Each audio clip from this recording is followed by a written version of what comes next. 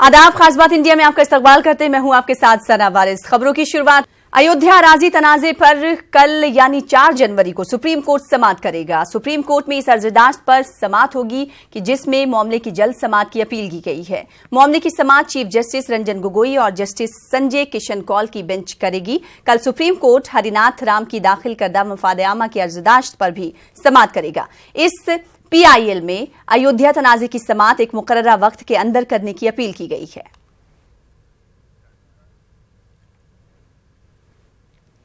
वहीं मुस्लिम personal law board का कहना है कि अगर सुप्रीम कोर्ट अयोध्या तनाजे की जल्द समाअत का फैसला देता है तो इसके लिए तैयार है। मुस्लिम पर्सनल लॉ बोर्ड के रुकन कमाल फारूकी के मुताबिक अब अयोध्या तनाजे पर वजीर आजम के बयान भी मुस्बत ही आ रहे हैं। कमाल फारूकी ने शिया वक्फ बोर्ड की अयोध्या में राम मंदिर और लखनऊ में मस्जिद की तामीर के फॉर्मूलों को खारिज कर दिया।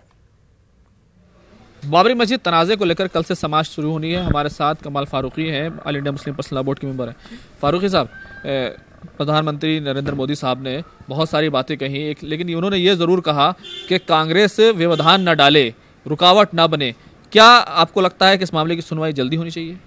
नहीं, हम तो कभी भी भागे नहीं है इससे। हमने तो जब उन्होंने पहले हमारे ऑनरेबल चीफ जस्टिस साहब थे, उन्होंने डे टू डे बेसिस पर जब हियरिंग करने की बात करी थी, हमने उसमें पूरा कोऑपरेशन किया। लेकिन हम इसको पॉलिटिसाइज नहीं करना चाहते। ये जो बीजेपी जो है ये इसको पॉलिटिसाइज, संघ परिवार पूरा इसको पॉलिटिसाइज कर रहा है। हम इसको पॉलिटिसाइज करना चाहते, इसको इलेक्शन से लिंक मत करो।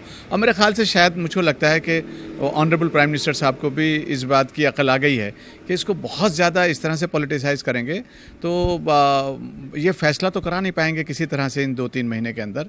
भाई, जुडिशरी में 2 भाइयों के दरमियान में झगड़ा हो गया, तमाम फैसले के रास्ते ख़त्म हो गए, तो अल्टीमेटली तो जुडिशरी है ना। और इलाहाबाद हाई कोर्ट ने जो जजमेंट किया था, सबसे पहले जो न मानने वाले जो हैं वो तो हमारे हिंदू भाई हैं, वही सबसे पहले अपील में गए थे। तो किसी जगह पर आपको कोई ना कोई तो फैसला करना पड़ेगा। बीजेपी के एक लीडर हैं और जो है शिया वक्फ बोर्ड के चेयरमैन, वो भी ये कहते रहे हैं कि मस्जिद जो है वो लखनऊ में बन जाए।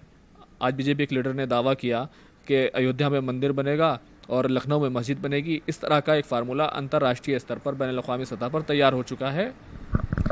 कहाँ तैयार हो चुका है वो मुझको नहीं पता। वो जो जिन साहब का आप नाम ले रहे हैं वो तो बेचारे अब शिया भी नहीं रहे, क्योंकि उनको तो शिया कम्युनिटी ने उनको बर्खास्त कर दिया है कि ये हमको नहीं रिप्रेजेंट करता। मुझे नहीं पता, मैं किसी के ताल्लुक से कोई ज़ाती तौर पर कुछ बात नहीं कहना चाहता, लेकिन ये सब लोग अपनी दुकान चमका रहे हैं। बाकी मुसलमानों के लिए कोई एक मस्जिद थोड़ी है, मुसलमानों के लिए तो पूरे जहाँ जहाँ भी मुसलमान हैं उन्होंने अपनी मस्जिदें कायम कर रखी हैं और बाकायदा लीगल वे में कायम कर रखी हैं। तो हम इसके बदले में कैसे ले लेंगे? असल में लोगों की ये समझ में नहीं आ रही है बात, और ख़ास तरीके से हमारे हिंदू भाइयों की जो कुछ लोग हैं उस तरह की समझ में नहीं आ रही कि भाई कोई अगर मुझे कोई गिफ्ट करनी हो, कोई बदला करना हो, तो मैं कोई वो चीज़ करूँगा ना जिसका मैं मालिक हूँ।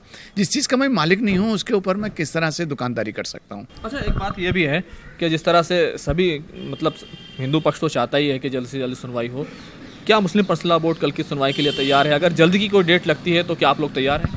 इसमें हमारे पास ऑप्शन क्या है? सुप्रीम कोर्ट जैसे डिसाइड करेगी हम देखेंगे। एक आखिरी सवाल, जिस तरह से वज़ीर आज़म ने कहा कांग्रेस को लोग जो है रुकावट न डालें, क्या आपको नहीं लगता जिस तरह से कांग्रेस के कुछ वकील मुस्लिम पर्सनल लॉ बोर्ड की मदद करते रहे थे या वकील के तौर पर पेश होते रहे थे, उससे आप लोग को नुकसान होगा? क्या ख्याल है आपका कि वकीलों का प्रोफेशन जो हम उसको पॉलिटिकल उसके अंदर देखेंगे? भाई, वकील तो वकील है। बहुत बहुत शुक्रिया।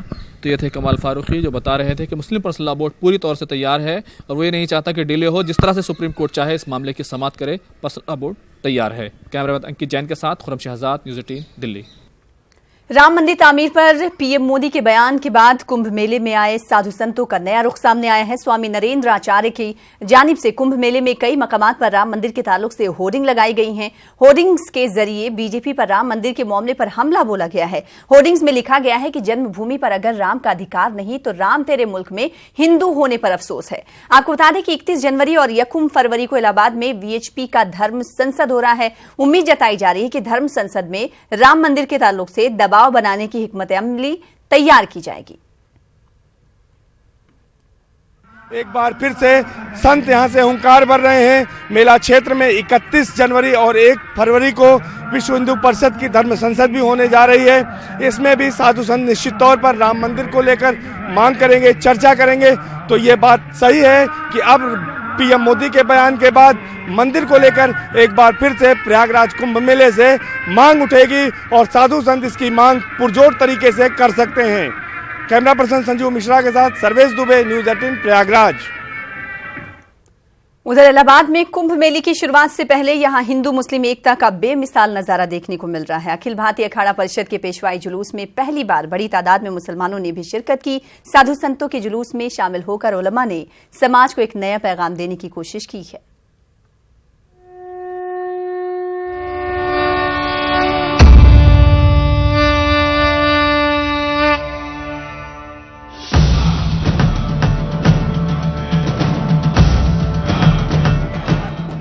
गंगा जमुना का मिलन संगम पर लगने वाले कुंभ मेले में साधु संतों की आमद का सिलसिला शुरू हो गया है। कुंभ से पहले पेशवाई जुलूस साधुओं के अखाड़ों का रिवायती जुलूस होता है। इस जुलूस के जरिए ही साधु संत संगम के इलाके में दाखिल होते हैं। इस बार पेशवाई जुलूस में मुस्लिम और सिख रहनुमाओं ने शामिल होकर हिंदू मुस्लिम एकता की एक नई मिसाल कायम की है। हम लोग गंगा जमुनी तहजीब के मानने वाले लोग हैं। धर्म अपनी जगह पर है और गंगा जमुनी तहजीब अपनी जगह पर है। कोई धर्म ये नहीं कहता है कि हमको अलग अलग रहना चाहिए, हम सबको मिलकर रहना चाहिए। आज जो नीलगिरी महाराज और आनंदगिरी महाराज की जो पेशवाई निकली तो उसमें मैं शामिल होकर मैं खुद गौरवान्वित महसूस कर रहा हूँ। सच्चे पातशाह से ये चरणों में अरदास करते हैं, जो भी संगत प्रयागराज आए, श्रद्धालु आए, एकदम राजी खुशी आए और राजी खुशी अपने घरों में जाए, जिससे वो जो और एक संकल्प लेके जाए कि हम गंगा के तट को गंदा नहीं करेंगे। हम लोगों को ये संकल्प भी लेना पड़ेगा और जो आने वाले श्रद्धालु उनको भी संकल्प दिखाना पड़ेगा कि 5 मिनट गंगा के लिए दें और स्वच्छता को विशेष ध्यान रखें, घाट और गंगा को अविरल निर्भर बहने दें। अखिल भारतीय अखाड़ा परिषद के ज़ेरे एहतमाम निकलने वाले इस पेशवाई जुलूस में मुल्क के 13 अखाड़ों के साधु संतों ने शिरकत की। अखाड़ा परिषद के सदर महंत नरेंद्र गिरी का कहना है कि वो पेशवाई जुलूस के जरिए समाज को कौमी यकजहती का पैगाम देना चाहते हैं। सनातन धर्म सभी धर्मों का करता है आदर, इसीलिए आज हमारे नरेंद्र अखाड़ा की पेशवाई में मुस्लिम भी आए, सिख भी आए, क्रिश्चियन भी आए, सभी लोगों ने हमारा स्वागत किया। तो ये भारत का एक एकता का एक प्रतीक है कुंभ मेला। तो सारे धर्मों का सम्मान हम लोग करते हैं, तुम्हारा सम्मान करते हैं। इसका मतलब ये है कि आज भारत में एकता बनी हुई है। इलाहाबाद में कुंभ मेले की शुरुआत 15 जनवरी से हो रही है। 1 महीने से ज्यादा चलने वाले कुंभ मेले में पूरी दुनिया से 5 करोड़ लोगों की आमद का तखमीना लगाया गया है। इसमें कई मुस्लिम ममालिक के अफराद के अलावा मुल्क की कई सरकर्दा मुस्लिम समाजी तंजीमों की भी शिरकत की उम्मीद की जा रही है। न्यूज 18 उर्दू के लिए इलाहाबाद से मुश्ताक आमिर की रिपोर्ट। बुलंदशहर तशद्दुद और सुबोध कुमार कत्ल मामले के अहम मुलजिम योगेश राज की गिरफ्तारी की टाइमिंग को लेकर भी सवाल उठने लगे हैं। योगेश राज की गिरफ्तारी मामले में मेरठ में न्यूज 18 उर्दू से बातचीत करते हुए बजरंग दल के रियासती कन्वीनर बलराज डोंगर ने खुद इस बात का इंकशाफ किया है कि किस वजह से योगेश राज की खुद सुपुर्दगी पहले नहीं कराई गई। बजरंग दल के रियासती कन्वीनर के इस बयान से साफ जाहिर होता है कि 1 माह तक अपने जिला कन्वीनर योगेश राज को गिरफ्तार से बचाने में कहीं न कहीं बजरंग दल के जिम्मेदारों की पुष्टपनाही हासिल रही है।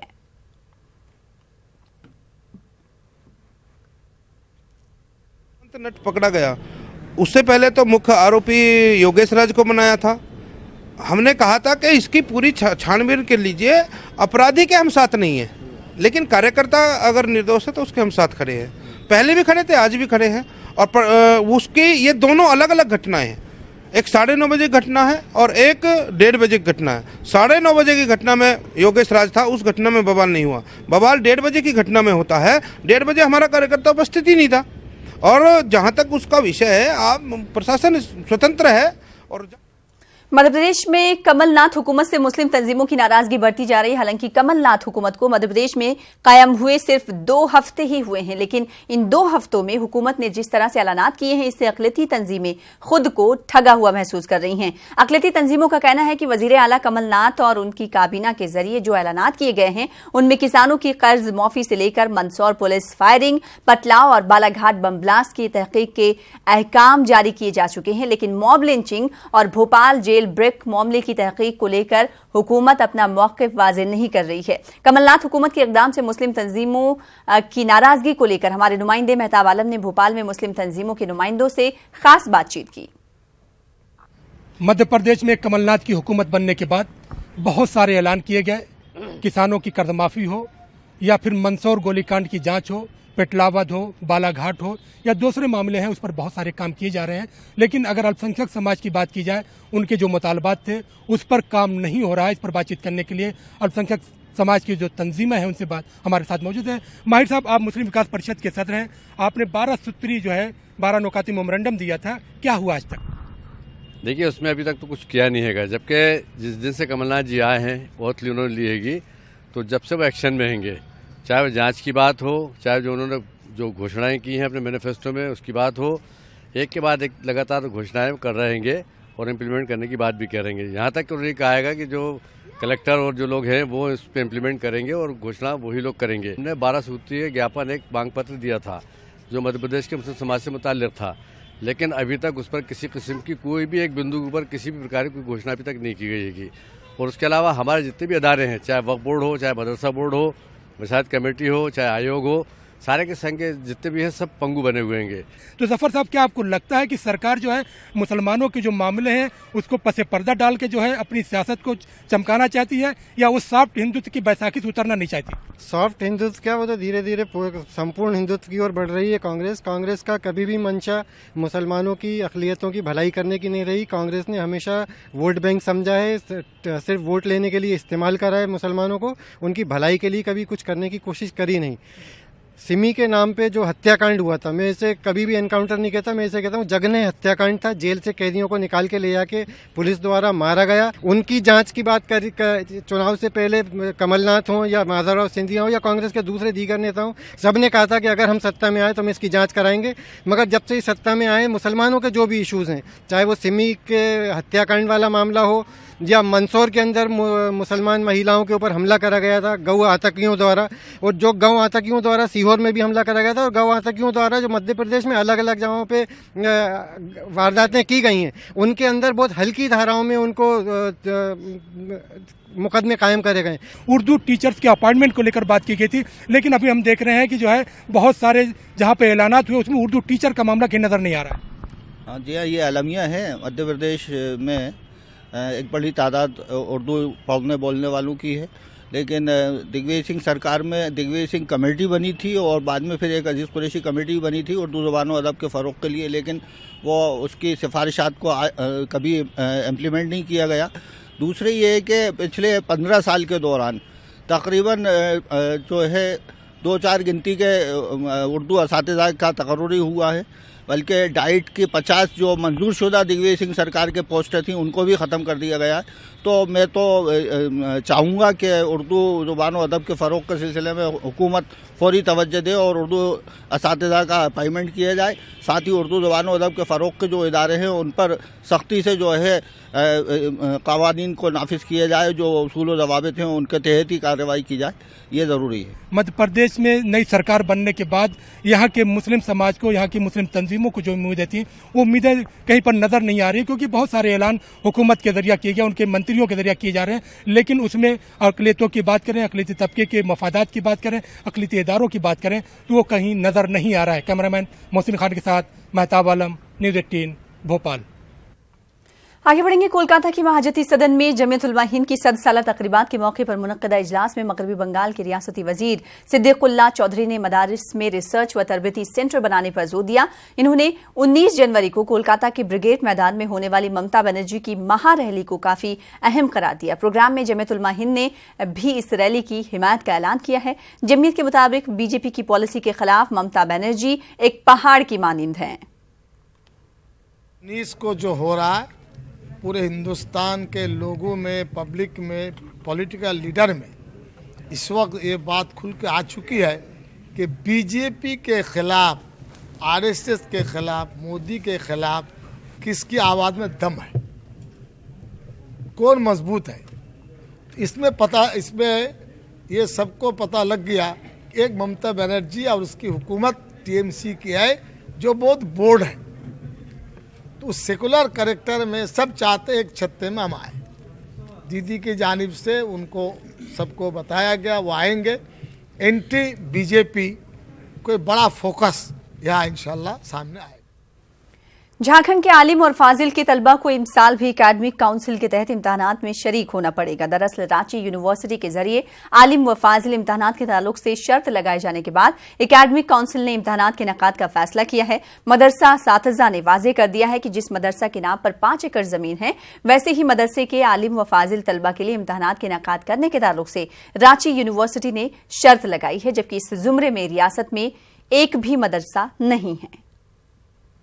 सरकार ने फैसला लिया था कि रांची यूनिवर्सिटी से आलिम टू फाजिल का एग्ज़ाम करवाया जाए, लेकिन यूनिवर्सिटी ने शर्त लगाया है कि 5 एकड़ ज़मीन जिसके पास है वो दरख्वास्त दे यूनिवर्सिटी में और उसके बाद यहाँ से मंजूरी ले, तभी उस मदरसे के जो तलबा होंगे आलिम टू फाजिल उनका एग्ज़ाम लिया जाएगा। इसलिए इस बार भर फिर हम लोगों को हायर एजुकेशन के ओर से एक पत्र आया है कि इस बार भर फिर आलिम और फाजिल की परीक्षा आप लीजिए। हमने ये सोचा था कि आलिम और फाजिल, चूँकि आलिम इक्विवेलेंट टू बीए है और फाजिल इक्विवेलेंट टू एमए है, तो स्वाभाविक रूप से बीए और एमए की डिग्री विश्वविद्यालय के द्वारा दी जानी चाहिए, झारखंड एकेडमिक काउंसिल के द्वारा नहीं दी जानी चाहिए। और अब देखिए आज का आप बेसाख्ता। मुझे दीजिए इजाजत। आदाब।